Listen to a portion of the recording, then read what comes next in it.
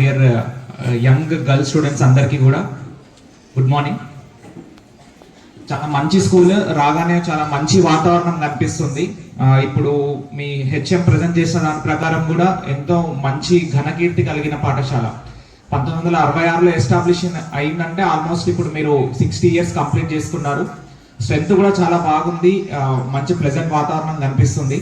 Last year results కూడా మంచిగా వచ్చినాయి, అంటే one of the good results in Kothagudem జిల్లా. ఇయర్ కూడా ఇట్లాగనే కష్టపడి మళ్ళీ ఇంకా బెటర్ రిజల్ట్ తెస్తారని నేను ఆశిస్తున్నాను. దాంతోపాటు కల్చరల్ యాక్టివిటీస్ పర్ఫార్మెన్స్ బాగా చేశారు. సో దాంట్లో సెకండ్ పర్ఫార్మెన్స్ లో వాళ్ళు పెట్టిన పోస్టర్ లో అడవులను కాపాడదాం, ఆదివాసీ సాంప్రదాయాలను రక్షిద్దాం అని చెప్పారు. సో ఆదివాసీ సంప్రదాయాలు అంటే ఏంటి, ఎవరైనా చెప్తారా? స్టూడెంట్స్ అంటే ఇక్కడ ప్లస్ ఇది జడ్పీ స్కూల్ కాబట్టి మొత్తం ట్రైబల్ స్టూడెంట్స్ ఏముంటారు. జనరల్ గా మా ఆశ్రమ్ స్కూల్స్ లో అంటే 90% పైన 100% ట్రైబల్ స్టూడెంట్సే ఉంటారు.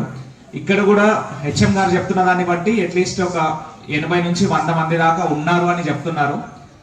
ఎంతమందికి కోయ భాష వచ్చు మీ దాంట్లో? సాంప్రదాయం అంటే నా దృష్టిలో ఫస్ట్ థింగ్ భాష, సెకండ్ థింగ్ పండగలు అవి చేసుకోవడం. సో ఎంతమందికి కోయ భాష వచ్చు?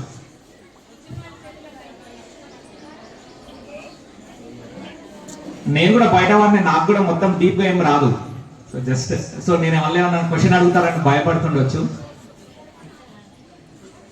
సో అట్లా అంటే మీరు, నా ఉద్దేశం ఏంటి అంటే ఇప్పుడు మాకు 218 ప్రైమరీ స్కూల్స్ ఉన్నాయి ట్రైబల్ వెల్ఫేర్ డిపార్ట్మెంట్ లో.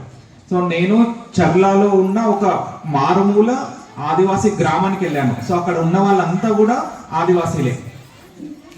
అక్కడ చిన్న పిల్లలు, ఆ స్కూల్ కి నేను వెళ్ళాను, ఒక 20-25 మంది పిల్లలు ఉంటారు. నేను వచ్చాను అని చెప్పేసి వాళ్ళ పేరెంట్స్ కూడా కొంతమంది వచ్చారు. అందులో వచ్చి జస్ట్ ఇంట్రడక్షన్, అంటే మీ పేరేంటి, మీ తల్లిదండ్రుల పేరేంటి, వాళ్ళు ఏం పని చేస్తారు, ఇప్పుడు నువ్వు ఏ క్లాస్ చదువుతున్నావు, నువ్వు పెద్దగైన తర్వాత ఏమవుదాం అనుకుంటున్నావు, ఇది మీ భాషలో చెప్పండి అని 1వ తరగతి నుంచి 5వ తరగతి వరకు చదువుతున్న పిల్లల్ని అడిగితే ఒక్క అమ్మాయి కోయ భాషలో మాట్లాడగలిగింది. సో మిగతా వాళ్ళందరూ కూడా తెలుగే మాట్లాడుతున్నారు. వాళ్ళకు వాళ్ళ సొంత భాష పైన కూడా తగ్గిపోతుంది. సో ఇట్లా సంప్రదాయాలను కాపాడాలని మనం ఎప్పుడైనా అనుకుంటామో ఫస్ట్ థింగ్ భాషను మనము బతికించుకోవాలి. సేమ్ తెలుగుతోనూ కూడా అదే జరుగుతుంది. ఇప్పుడు నేను యూపీఎస్సీ సివిల్ సర్వీసెస్ ఎగ్జామ్ రాశాను. దాంట్లో ఒక ఆప్షనల్ సబ్జెక్ట్ 500 మార్కులకు ఉంటుంది. నేను తీసుకున్నది తెలుగు సాహిత్యం. తెలుగు అంటే నాకు బాగా ఇష్టం కాబట్టి తెలుగు సాహిత్యం ఆప్షనల్ తీసుకున్నాను.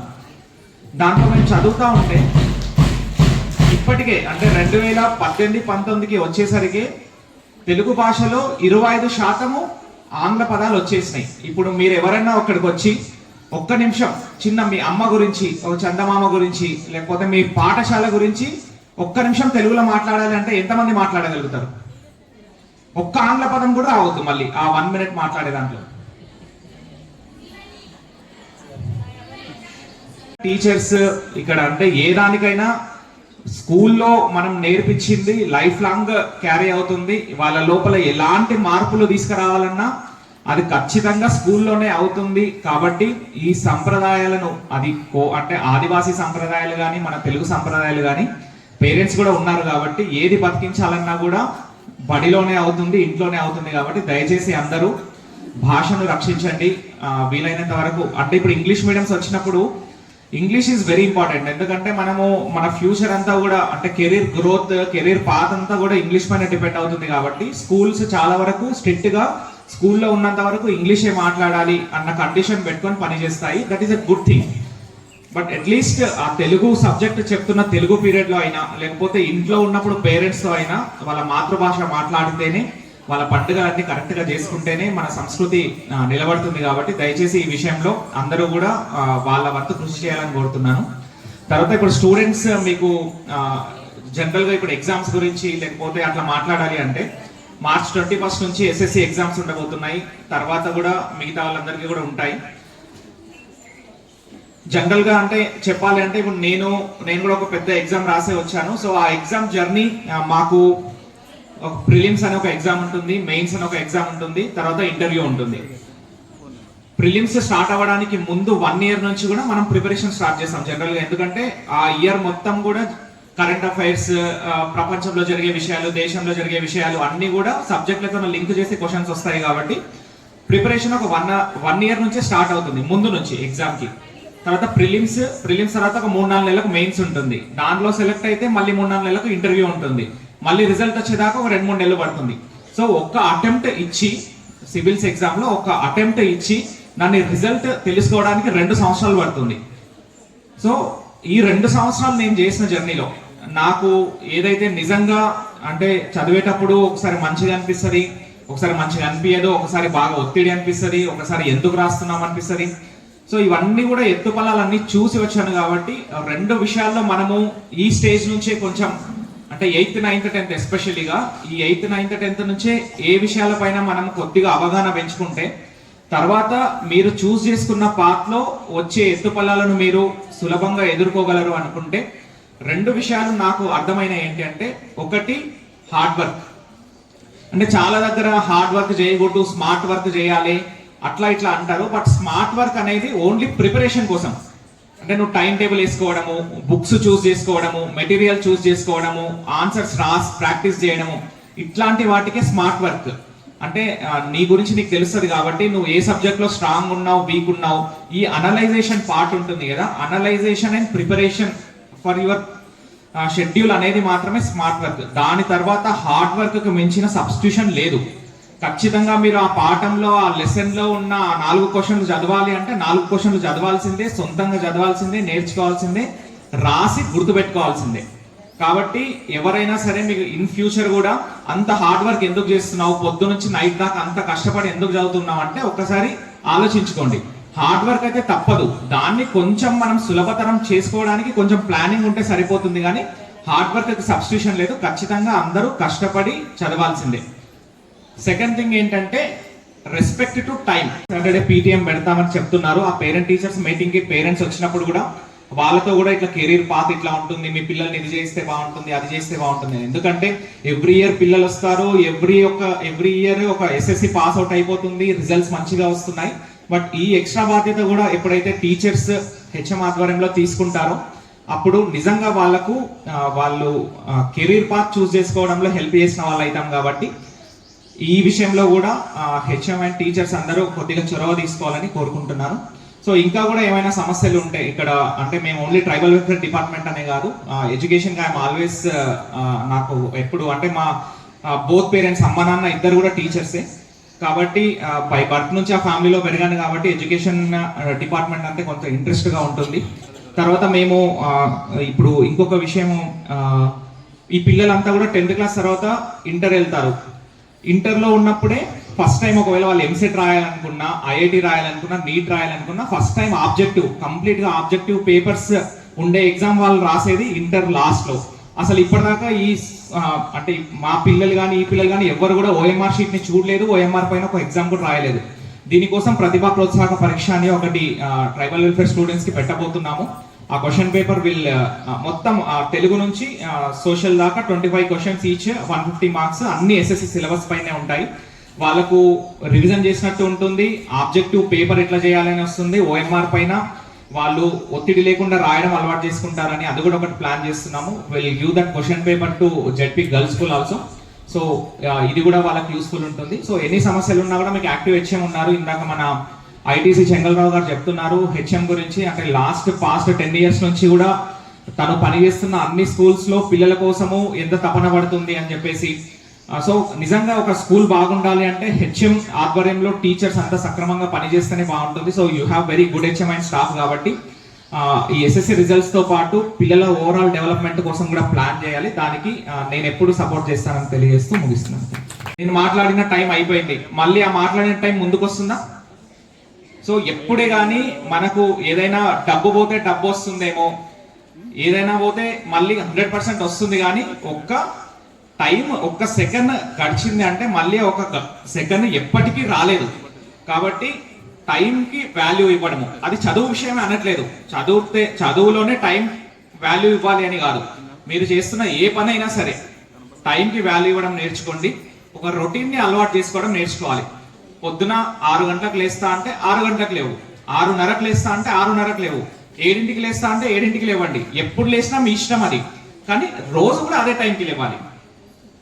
9 గంటలకు తింటున్నాము అంటే ఇప్పుడు స్కూల్కి వస్తున్నారు కాబట్టి 8 గంటలకు తింటున్నారు, రోజు 8 గంటలకు తినాలి.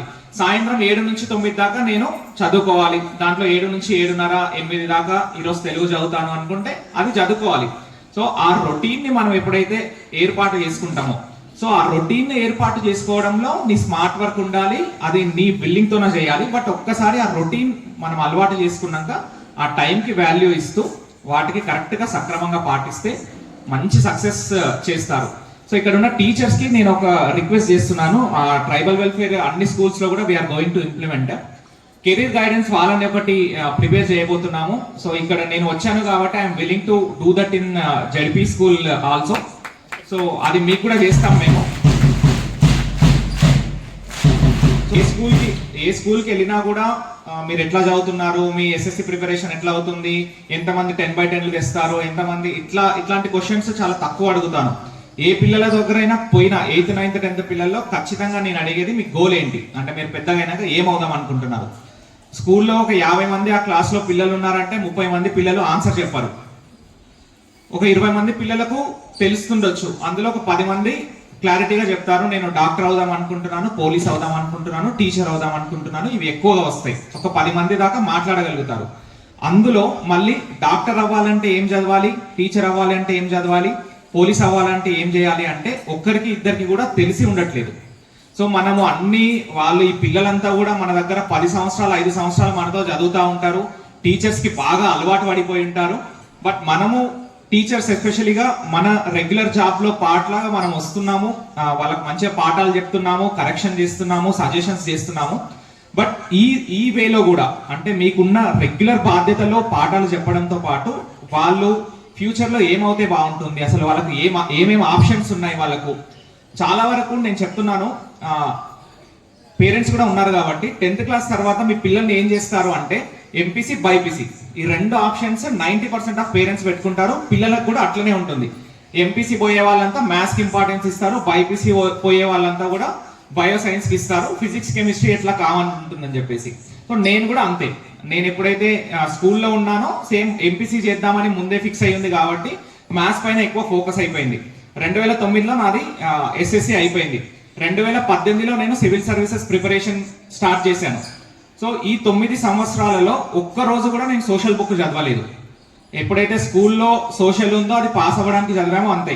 తర్వాత హిస్టరీ ఎప్పుడు చదవలేదు, పాలిటీ ఎప్పుడు చదవలేదు, అర్థశాస్త్రం ఎప్పుడు చదవలేదు, మన జాగ్రఫీ ఎప్పుడు చదవలేదు. ఎప్పుడైతే సివిల్ సర్వీసెస్ ప్రిపేర్ అవుదామని నేను ఆ సిలబస్ ఏముంటుంది, ఆ కోచింగ్ ఏముంటుంది అని చూసుకుంటే 70% ఆఫ్ సిలబస్ సోషలే ఉంటుంది. కానీ సోషల్ కి ఇంత ఇంపార్టెన్స్ ఉంది అని స్కూల్ లెవెల్లో ఏ టీచర్ చెప్పరు, ఈవెన్ సోషల్ టీచర్ కూడా చెప్పరు. సో ఇదంతా వాళ్ళకు తెలియాలి అంటే వాళ్ళకు 8th క్లాస్ నుంచి ఉన్నప్పుడే వాళ్ళకి కెరీర్ ఆప్షన్స్ ఏమేమి ఉన్నాయి, ఎన్ని జాబ్లు ఉంటాయి తెలుసా, అసలు ఎన్ని జాబ్లు ఉంటాయి. నేను ఒక ప్రాజెక్ట్ లాగా మేము చేయించాము, ఒక స్కూల్లో 2-3 రోజుల్లో లాంచ్ చేయబోతున్నాము. అన్ని మా ఆశ్రమ్ స్కూల్స్ ఉమ్మడి ఖమ్మం జిల్లాలో ఒక 60 స్కూల్స్, గురుకులాల్లో ఒక 20 స్కూల్స్ ఉన్నాయి. ఆ 80 స్కూల్స్ తో పాటు జడ్పీ స్కూల్ గర్ల్స్ లో కూడా పెడతాము. అసలు ఆ ప్రాజెక్ట్ చేస్తా ఉంటే ఇన్ని జాబ్లు ఉన్నాయని నాకే ఈ మధ్యన తెలిసింది. అవన్నీ గవర్నమెంట్ సెక్టర్ జాబ్సే. మళ్ళీ చాలా మంది గవర్నమెంట్ జాబులు లేవు అని అంటారు, కానీ ఒక 40 నుంచి 50 మధ్యన గవర్నమెంట్ జాబ్. నేను మాట్లాడిన టైం అయిపోయింది, మళ్ళీ ఆ మాట్లాడిన టైం ముందుకు వస్తుందా? సో ఎప్పుడే కానీ మనకు ఏదైనా డబ్బు పోతే డబ్బు వస్తుందేమో, ఏదైనా పోతే మళ్ళీ 100% వస్తుంది, కానీ ఒక్క సెకండ్ గడిచింది అంటే మళ్ళీ ఒక సెకండ్ ఎప్పటికీ రాలేదు. కాబట్టి టైంకి వాల్యూ ఇవ్వడము, అది చదువు విషయమే అనట్లేదు, చదువులోనే టైం వాల్యూ ఇవ్వాలి అని కాదు. మీరు చేస్తున్న ఏ పని అయినా సరే టైంకి వాల్యూ ఇవ్వడం నేర్చుకోండి. ఒక రొటీన్ని అలవాటు చేసుకోవడం నేర్చుకోవాలి. పొద్దున 6 గంటలకు లేస్తా అంటే 6 గంటలకు లేవు, 6:30కు లేస్తా అంటే 6:30కు లేవు, 7ంటికి లేస్తా అంటే 7ంటికి లేవండి. ఎప్పుడు లేసినా మీ ఇష్టం అది, కానీ రోజు కూడా అదే టైంకి లేవాలి. 9 గంటలకు తింటున్నాము అంటే ఇప్పుడు స్కూల్కి వస్తున్నారు కాబట్టి 8 గంటలకు తింటున్నారు, రోజు 8 గంటలకు తినాలి. సాయంత్రం 7 నుంచి 9 దాకా నేను చదువుకోవాలి, దాంట్లో 7 నుంచి 7:30 8 దాకా ఈరోజు తెలుగు చదువుతాను అనుకుంటే అది చదువుకోవాలి. సో ఆ రొటీన్ ని మనం ఎప్పుడైతే ఏర్పాటు చేసుకుంటామో, సో ఆ రొటీన్ ఏర్పాటు చేసుకోవడంలో నీ స్మార్ట్ వర్క్ ఉండాలి, అది నీ బిల్లింగ్ తోనే చేయాలి. బట్ ఒక్కసారి ఆ రొటీన్ మనం అలవాటు చేసుకున్నాక ఆ టైంకి వాల్యూ ఇస్తూ వాటికి కరెక్ట్ గా సక్రమంగా పాటిస్తే మంచి సక్సెస్ చేస్తారు. సో ఇక్కడ ఉన్న టీచర్స్ కి నేను ఒక రిక్వెస్ట్ చేస్తున్నాను, ఆ ట్రైబల్ వెల్ఫేర్ అన్ని స్కూల్స్ లో కూడా we are going to implement career guidance వాళ్ళని ఒకటి ప్రిపేర్ చేయబోతున్నాము. సో ఇక్కడ నేను వచ్చాను కాబట్టి I'm willing to do that in ZP school also. So అది మీకు కూడా చేస్తాం మేము. ఏ స్కూల్కి వెళ్ళినా కూడా మీరు ఎట్లా చదువుతున్నారు, మీ ఎస్ఎస్సి ప్రిపరేషన్ ఎట్లా అవుతుంది, ఎంతమంది 10/10 తెస్తారు, ఎంతమంది ఇట్లాంటి క్వశ్చన్స్ చాలా తక్కువ అడుగుతాను. ఏ పిల్లల దగ్గరైనా పోయినా 8th 9th 10th పిల్లల్లో ఖచ్చితంగా నేను అడిగేది మీ గోల్ ఏంటి, అంటే మీరు పెద్దగా అయినాక ఏమవుదాం అనుకుంటున్నారు. స్కూల్లో ఒక 50 మంది ఆ క్లాస్లో పిల్లలు ఉన్నారంటే 30 మంది పిల్లలు ఆన్సర్ చెప్పారు. ఒక 20 మంది పిల్లలకు తెలుస్తుండొచ్చు, అందులో ఒక 10 మంది క్లారిటీగా చెప్తారు, నేను డాక్టర్ అవుదాం అనుకుంటున్నాను, పోలీస్ అవుదాం అనుకుంటున్నాను, టీచర్ అవుదాం అనుకుంటున్నాను. ఇవి ఎక్కువగా వస్తాయి. ఒక 10 మంది దాకా మాట్లాడగలుగుతారు. అందులో మళ్ళీ డాక్టర్ అవ్వాలంటే ఏం చదవాలి, టీచర్ అవ్వాలంటే ఏం చదవాలి, పోలీస్ అవ్వాలంటే ఏం చేయాలి అంటే ఒక్కరికి ఇద్దరికి కూడా తెలిసి ఉండట్లేదు. సో మనము వాళ్ళు ఈ పిల్లలంతా కూడా మన దగ్గర 10 సంవత్సరాలు 5 సంవత్సరాలు మనతో చదువుతూ ఉంటారు, టీచర్స్ కి బాగా అలవాటు పడిపోయి ఉంటారు. బట్ మనము టీచర్స్ ఎస్పెషలీగా మన రెగ్యులర్ జాబ్ లో పార్ట్ లాగా మనం వస్తున్నాము, వాళ్ళకి మంచిగా పాఠాలు చెప్తున్నాము, కరెక్షన్ చేస్తున్నాము, సజెషన్స్ చేస్తున్నాము. బట్ ఈ వేలో కూడా అంటే మీకున్న రెగ్యులర్ బాధ్యతలో పాఠాలు చెప్పడంతో పాటు వాళ్ళు ఫ్యూచర్ లో ఏమవుతే బాగుంటుంది, అసలు వాళ్ళకి ఏమేమి ఆప్షన్స్ ఉన్నాయి, వాళ్ళకు చాలా వరకు నేను చెప్తున్నాను. పేరెంట్స్ కూడా ఉన్నారు కాబట్టి 10th క్లాస్ తర్వాత మీ పిల్లల్ని ఏం చేస్తారు అంటే ఎంపీసీ బైపీసీ ఈ 2 ఆప్షన్స్ 90% ఆఫ్ పేరెంట్స్ పెట్టుకుంటారు. పిల్లలకు కూడా అట్లనే ఉంటుంది. ఎంపీసీ పోయే వాళ్ళంతా మ్యాథ్స్ కి ఇంపార్టెన్స్ ఇస్తారు, బైపీసీ పోయే వాళ్ళంతా కూడా బయో సైన్స్ కి ఇస్తారు, ఫిజిక్స్ కెమిస్ట్రీ ఎట్లా కావాలంటుందని చెప్పేసి. సో నేను కూడా అంతే, నేను ఎప్పుడైతే స్కూల్లో ఉన్నానో సేమ్ ఎంపీసీ చేద్దామని ముందే ఫిక్స్ అయ్యింది కాబట్టి మ్యాథ్స్ పైన ఎక్కువ ఫోకస్ అయిపోయింది. 2009లో నాది ఎస్ఎస్సి అయిపోయింది. 2018లో నేను సివిల్ సర్వీసెస్ ప్రిపరేషన్ స్టార్ట్ చేశాను. సో ఈ 9 సంవత్సరాలలో ఒక్క రోజు కూడా నేను సోషల్ బుక్ చదవలేదు. ఎప్పుడైతే స్కూల్లో సోషల్ ఉందో అది పాస్ అవ్వడానికి చదివామో అంతే. తర్వాత హిస్టరీ ఎప్పుడు చదవలేదు, పాలిటీ ఎప్పుడు చదవలేదు, అర్థశాస్త్రం ఎప్పుడు చదవలేదు, మన జాగ్రఫీ ఎప్పుడు చదవలేదు. ఎప్పుడైతే సివిల్ సర్వీసెస్ ప్రిపేర్ అవుదామని నేను ఆ సిలబస్ ఏముంటుంది, ఆ కోచింగ్ ఏముంటుంది అని చూసుకుంటే 70% ఆఫ్ సిలబస్ సోషలే ఉంటుంది. కానీ సోషల్ కి ఇంత ఇంపార్టెన్స్ ఉంది అని స్కూల్ లెవెల్లో ఏ టీచర్ చెప్పరు, ఈవెన్ సోషల్ టీచర్ కూడా చెప్పరు.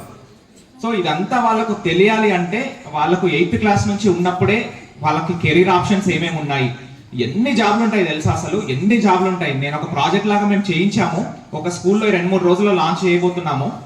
అన్ని మా ఆశ్రమ్ స్కూల్స్ ఉమ్మడి ఖమ్మం జిల్లాలో ఒక 60 స్కూల్స్, గురుకులాల్లో ఒక 20 స్కూల్స్ ఉన్నాయి. ఆ 80 స్కూల్స్ తో పాటు జడ్పీ స్కూల్ గర్ల్స్ లో కూడా పెడతాము. అసలు ఆ ప్రాజెక్ట్ చేస్తా ఉంటే ఇన్ని జాబ్లు ఉన్నాయని నాకే ఈ మధ్యన తెలిసింది. అవన్నీ గవర్నమెంట్ సెక్టర్ జాబ్సే. మళ్ళీ చాలా మంది గవర్నమెంట్ జాబులు లేవు అని అంటారు, కానీ ఒక 40 నుంచి 50 మధ్యన గవర్నమెంట్ జాబ్